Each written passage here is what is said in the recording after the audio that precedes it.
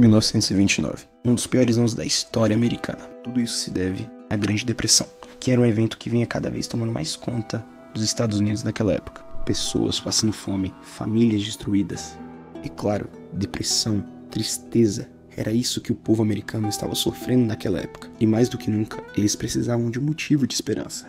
E foi aí que Jerry Siegel, criador e roteirista do Superman, e Joe Shuster, desenhista das primeiras aparições do Superman, decidiram evoluir o personagem para um herói, para que assim ele pudesse se tornar o símbolo de esperança que o país tanto necessitava naquela época. Mas você percebeu que eu falei a palavra evoluir? Bom, isso não foi à toa, pois, quando o Superman foi criado por Jerry Siegel e Joe Shuster, ele foi criado no intuito de ser um vilão. Em 1973, era moldada a, entre aspas, primeira versão do Superman na história, porque em um fanzine criado por Jerry e Joe, denominado de The Reigning Superman, o reinado de Superman, o Homem de Aço fazia sua primeira aparição na história, e ainda por cima, como um vilão.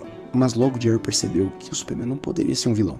Ele teria que ser uma representação de força, lealdade e o principal, esperança. Então, depois de fazer uma reformulação completa, tanto no visual quanto na história, o Superman foi se tornando o herói que tanto conhecemos hoje. Um alienígena caído na Terra, criado em Smallville, Kansas, por um casal de fazendeiros, que aos 30 anos finalmente decide se tornar uma representação de esperança e finalmente alguém em que as pessoas pudessem admirar. Então, Siegel e Shuster passaram 6 fucking anos procurando alguma editora de quadrinhos que aceitasse publicar sua HQ. No entanto, em 1938, a Action Comics apostou no potencial do Superman, mas mal eles sabiam que estavam simplesmente publicando a história em quadrinhos mais importante da história da cultura pop. E de aí em diante, o Superman começou a se tornar um símbolo de heroísmo, e o herói ficou tão popular que em 1939 foi criado outro super-herói, e dessa vez bem conhecido. Em 1939, o Batman era criado. Em 1940, o Lanterna Verde. Em 1941, Mulher Maravilha. Em 1956, o Flash, do Barry Allen. E por aí vai. Mas você deve estar se perguntando, cadê a Marvel? Porque até agora a gente só viu criações da Detective Comics, ou melhor, DC. Bom, nesse meio tempo a Marvel também fez criações bem importantes, como a do Capitão América em 1941, que foi criado também para ser um símbolo de esperança, só que dessa vez no meio da Segunda Guerra Mundial, que é um dos eventos mais conhecidos da história da humanidade.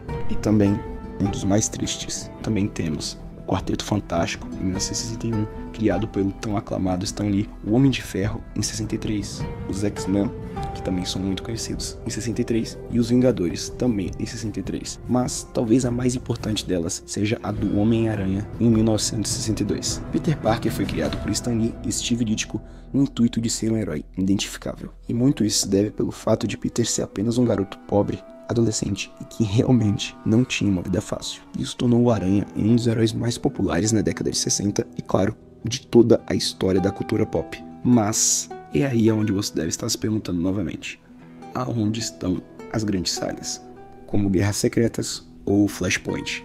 Bom, ao longo desses anos nós tivemos várias grandes sagas, mas talvez uma das mais importantes delas veio na década de 80, com a saga da Fênix Negra, onde finalmente Jean Grey se torna na Fênix Negra.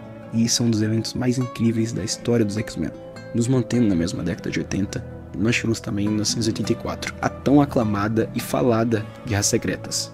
Idealizada e escrita por Jim Shuster, Secret Wars trazia finalmente o primeiro crossover entre heróis e vilões na história da Marvel, que nunca tinha sido feito até aquele momento.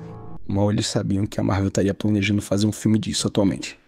Bom, em 1985 nós tivemos a aclamada Crise nas Infinitas Terras, e esse foi o grande evento que unificou o multiverso da DC em uma só linha do tempo, matando personagens icônicos como Supergirl e Barry Allen, o Flash. No entanto, nas décadas seguintes, como 1990 e os anos 2000, nós tivemos histórias bem marcantes, mas não tanto quanto as antigas. Algumas delas foram nos anos 90, como a Saga do Infinito, que a Marvel já adaptou, depois nos anos 2000, com Guerra Civil e Flashpoint, sendo uma das mais importantes delas.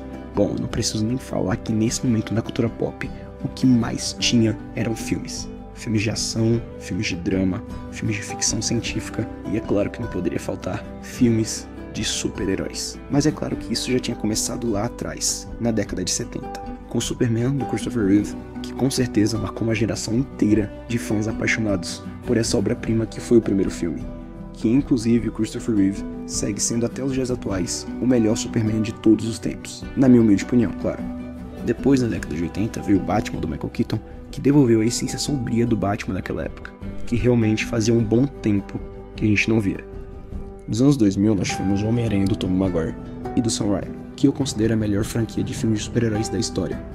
Claro que também nos mesmos anos 2000 tivemos o tão grandioso Batman do Christian Bale e do Christopher Nolan, que tem o segundo filme de sua franquia, considerado por muitos o melhor filme de super-heróis da história, trazendo um Batman bem mais pé no chão e mais trabalhado.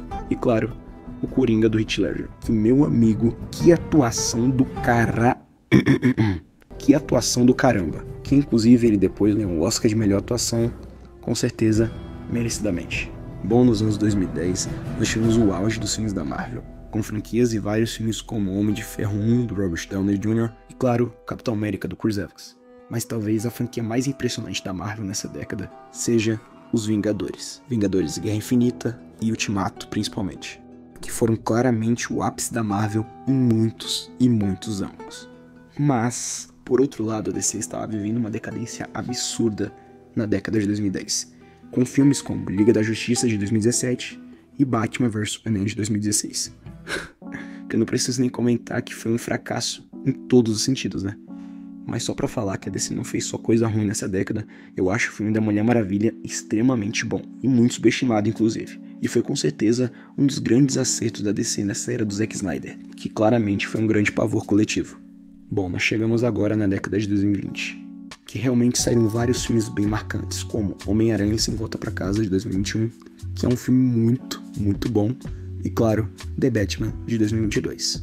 E essa é a nossa década atual, onde a DC está em uma reformulação completa no comando de James Gunn, que inclusive vai sair o próximo filme do Superman no meio desse ano, e eu estou muito ansioso para ver, que vai ser meio que um pontapé inicial nesse novo universo da DC. Enquanto isso, a Marvel segue com o mesmo universo, fazendo alguns filmes ruins e outros bons, como Deadpool Wolverine 3, que saiu no passado, que é um filme muito bom, mas cá entre nós eu confesso que eu não tô muito entusiasmado para ver o próximo filme do Capitão América, que vai sair esse ano, mas eu realmente estou entusiasmado para ver o filme do Quarteto Fantástico, que vai sair no meio desse ano também.